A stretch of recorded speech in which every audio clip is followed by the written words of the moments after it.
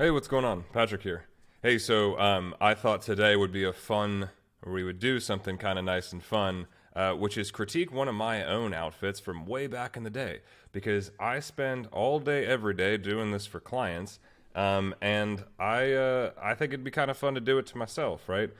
So, when I'm working with a client, part of what we do, and if you're a previous client, you probably remember this, is we do these outfit breakdowns, right? So we do this both with in-person clients and with online clients, showing them what could be changed and what to do better, right? And how to sort of get yourself looking good for your body, your colors, getting you in quality stuff, right? And so that is what we're going to do here today with this cute little picture of little old me. And so this is back in 2015.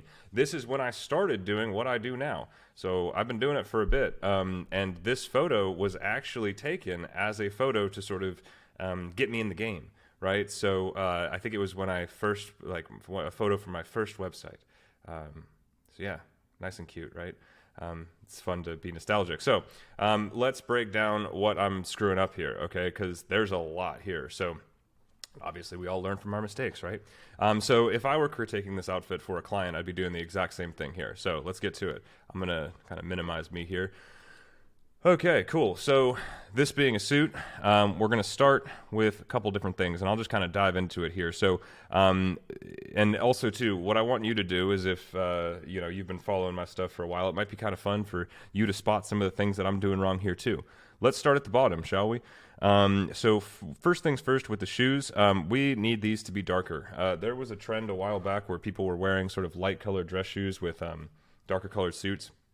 Kind of saw it probably a lot back in the day around this time, but there's sort of a rule in menswear that states that your shoes should be as dark or darker than your trousers, right? And this makes sense for a variety of reasons, but a lot of it is when you're looking at the outfit, lighter colors are going to draw attention in general, right? And so when we position them towards the bottom here, what this does is it creates a lot of contrast between the pants and the shoe. And what happens here is that this draws my eye downwards towards the bottom, which is never really a good thing when you're a dude, right? We want stuff being drawn up here towards the face and the shoulders and all that stuff, right? So definitely looking for a darker color here. This is just a regular cap toe Oxford, so we would just do this in a bit of a darker color so the shoelaces look a little bit large for the shoe. We'll let that pass. And then also too, you can see the toes are starting to get a little beat up on those guys too. So you can just take some Rejuvenator or something like that and buff that out of there. But these shoes probably maybe past their prime. So we just darken these suckers up. Now the next thing would be the pants, right? And so not terrible, but what we're looking for here is the right amount of break over the shoe, right? And so what that is, so break is how much fabric falls or breaks over the shoe. And let me find you an example of what this looks like.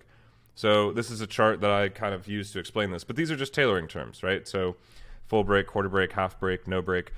These days I typically shoot for something around a no break, just because it's a little bit more of a modern look, but a lot of this will depend on your height. It'll depend on your personal preferences, things like that. In general, most guys are going to look good with somewhere around a quarter break. That's kind of safe harbor, right? Whether you're leaning a little modern, whether you're a little bit older and you want to stay more classic, so somewhere around there. A lot of times when you're buying a suit, especially from a store such as, like, God forbid, Menswear House or something, they will just be like, okay, we'll hem it for you, and it's a half break because that's the way that they told us to do it, and that's it, right? Good stores will kind of ask you where you want it, right? And so to know those terms is very helpful. But again, this has a lot to do with your height too as well. So for usually a shorter client, we're trying to give him less break. We're trying to not have as much there around the shoe. And for taller guys, I'm doing a fuller break, usually a half break or a little bit more than that, as well as possibly giving them a cuff. The reason for this is that for them, I have to sort of break up that really long, sort of lanky leg, right? And so they usually look good with something like a cuff. Whereas with shorter guys, typically we want no break on them because typically when you have a lot of fabric down towards the bottom, it kind of gives the impression that you can't fill out the length of your items. Imagine if I had like a suit jacket sleeve that was kind of hanging around here, right? It would just look off. And so there's that issue there. And then also too, if you have a puddle of fabric down by the shoe, what happens is my eye sort of travels down on the outfit. And if you've watched some of my other trainings on, you know, sort of looking taller and leaner and stuff like that, you'll know that the goal is to sort of visually have the eye drawn and upward, right? Like that's the goal, is to sort of get our eye traveling upward rather than downwards if you're trying to sort of look a little taller. So anyway, so that's that there. So the break here, we would definitely need to change up. So I would probably say for this, you know, going for, it's a little bit more of a classic suit. You can see with the shoulder padding, the flap pockets there. You know, it's a regular, I think it's a super 110 wool. So it's like, it's a classic suit. So like we could probably get away with a quarter break here, but still those would need to get hemmed up. Now the pant, the bottom of this too, I would also possibly work in a little bit of a taper, which is sort of a narrowing effect as you go down towards the bottom, right? So that's what a taper is. And it doesn't need to be crazy. Like we're not talking about something that's very, very narrow near the ankles. But a normal human leg starts wider, right? And then it goes down to something narrower, which this one does. So this would be something that I would evaluate a little bit further, but it could possibly use a little bit of tapering near the bottom. But mainly it's a break issue there more than anything else. The other thing too is I can definitely tell that I'm wearing these too low. Suit trousers in general, they're going to have a higher rise. And rise is this measurement here. Technically, it's the difference between your inseam measurement, which is here, and your outseam measurement here. Okay, but the idea with rise is that with suit trousers, you'll often see that they're worn higher on the waist. Especially like, you want an extreme example of this, go back to like olden date times, right? And you see that suit trousers were worn kind of high on the waist. But in general, they're supposed to sit a little higher, usually around kind of here. So just a little bit higher there. This is, you know, this kind of lower rise here, and the way that I'm wearing them is more for casual pants, chinos, jeans, such like that. And that you don't want to wear them in the same place because the rise, and it's hard to tell here, but the rise here is larger, and so it kind of gives you a little bit more extra fabric in this area. It'll kind of give you grandpa butt in the back sort of things, and it doesn't look as good. These trousers are supposed to be positioned a little higher up, okay?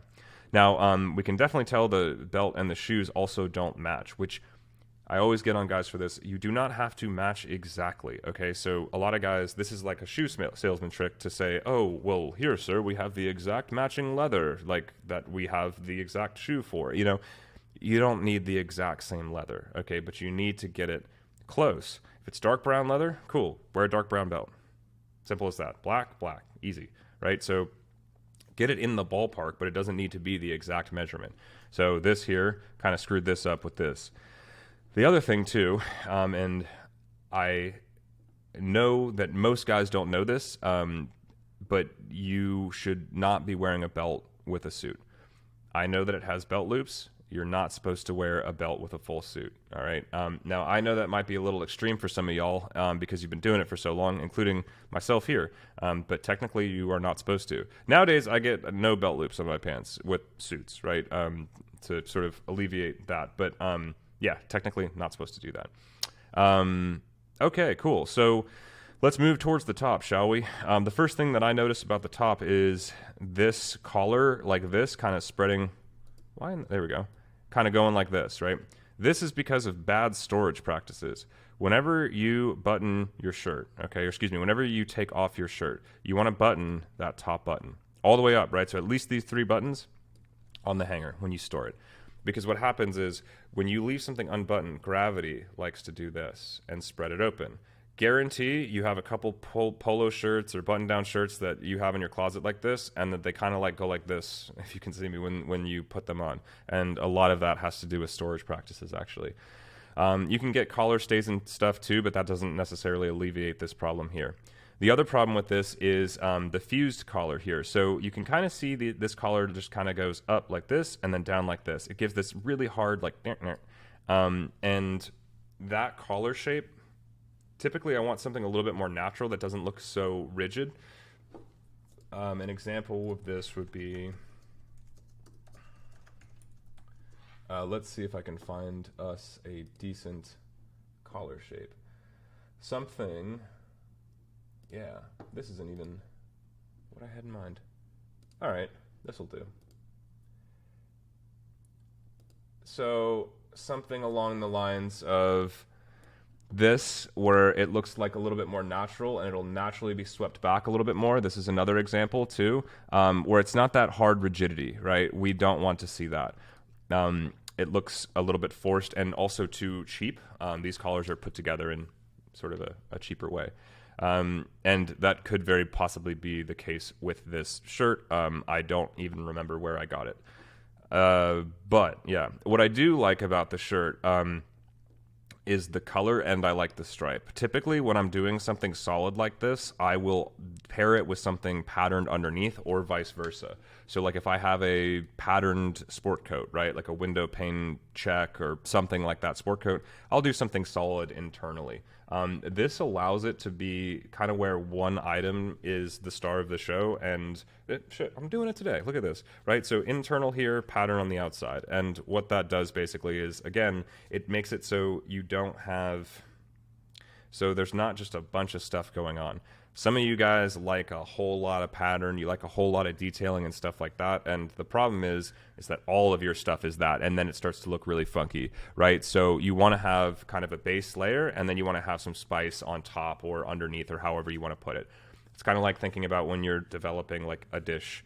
Like if you go to Chipotle, you're not just always putting hot sauce on the dish. Like you need some white rice in there too, right? So it's kind of the same thing. You got to balance it out. So I do like that, right? That's a good thing there.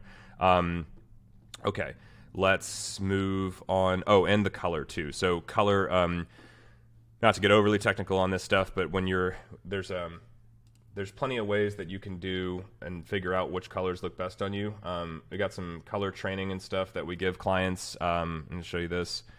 So like this is an entire course that you get on color when you become a client, talking about like which colors look good on you and why. But yeah, this is a good color for me, and so this is good stuff. So I like that too. So the shirt gets a passing grade outside of the collar and the storage practices. Moving on to the jacket.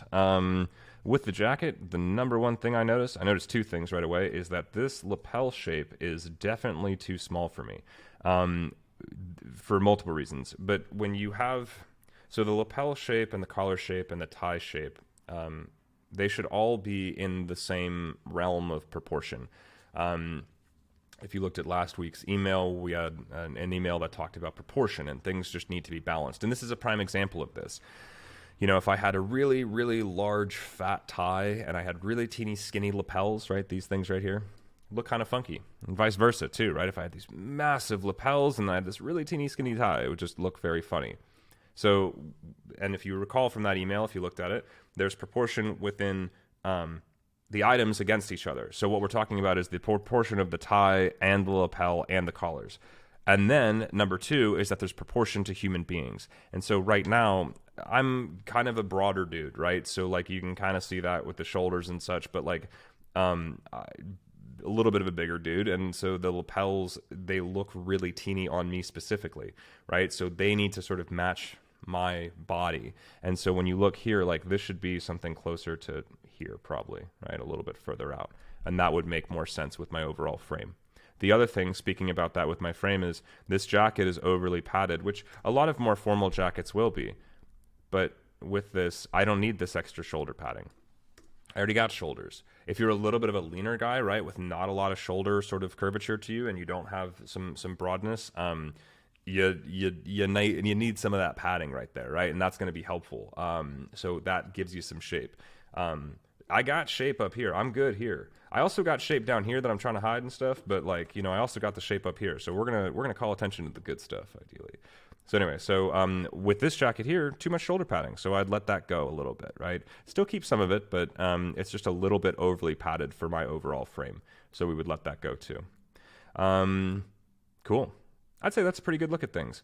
The placket is pulling a little bit here too as well on this button, so I would wonder kind of what's going on there, but it's probably just the way that I'm kind of positioned and such. But yeah, not too, outside of that, not too bad. I think like the color thing is actually, I think that's one of the things that I nailed here is color. And you know, the fit isn't terrible, right? We got to clean it up a little bit, so through some tailoring, and I would bet that these sleeves are maybe a hair too long, because I can see some of the excess here, and so if it's doing it here, because it's already too short here, now if I let this go, I would bet that these would be just a little bit too short too. But this was what, 8 years ago? Something, right? I don't remember what this was, so I'll give myself a little bit of a pass and a pat on the back for trying.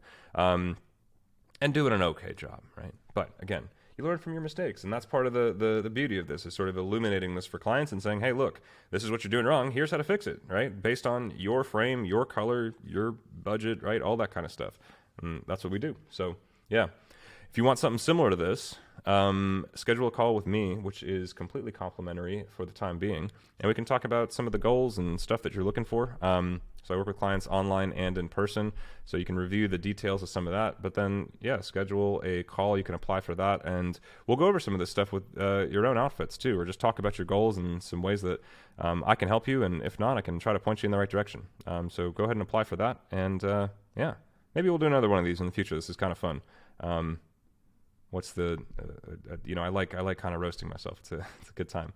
All right, cool. Hope this provided some insight into maybe your suits and your outfits and what you're doing. Hopefully it was helpful, and I'll talk to you soon. Take care.